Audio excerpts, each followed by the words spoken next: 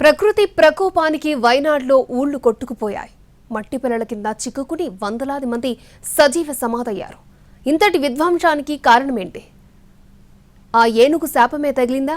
అందుకే ఆ ఊళ్ళు నామరూపాలు లేకుండా పోయాయా? సోషల్ మీడియాలో జరుగుతున్న ప్రచారంలో నిజమెంత? సరిగ్గా 4 ఏళ్ల క్రితం కేరళలో నీలంబూర్ అటవీ ప్రాంతం నుంచి ఆహారం వెతుక్కుంటూ సుమారు 15 సంవత్సరాల వయసు గల ఆడ ఏనుగు వచ్చింది. మళప్పురంలోని ఓ గ్రామం వద్దకు వచ్చిన ఏనుగుకు మందుగుండు అమర్చిన పైనాపిల్ పెట్టారు గుర్తు తెలియని వ్యక్తులు.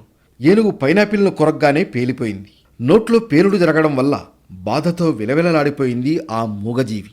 కానీ బాంబు ఉన్న పైనాపిల్ పెట్టిన వాళ్లపై దాడి చేయలేదు. బాధ, భయంతో గ్రామంలోకి పరిగెత్తింది. కానీ అక్కడ ఎవరికీ హాని తలపెట్టలేదు. దవడల నుంచి రక్తం కారుతున్న పరిస్థితుల్లో ఉపశమనం కోసం విల్యార్ నదిలోకి దిగింది ఆ ఏనుగు.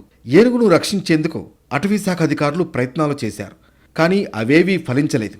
కేవలం నీళ్లు తాగుతూ గడిపిన ఏనుగు 3 రోజుల తర్వాత చనిపోయింది. ఏనుగుకు పోస్టుమార్టం చేసిన అధికారులు అది గర్భంతో ఉన్నట్టు తేల్చారు.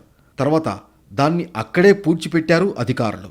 4 ఏళ్ల క్రితం ఏనుగు పెట్టిన శాపమే ఇప్పుడు ఆ గ్రామాన్ని తుడిచిపెట్టేసిందంటూ సోషల్ మీడియాలో ప్రచారం జరుగుతోంది. కానీ ఇందులో నిజం లేదని తేలింది.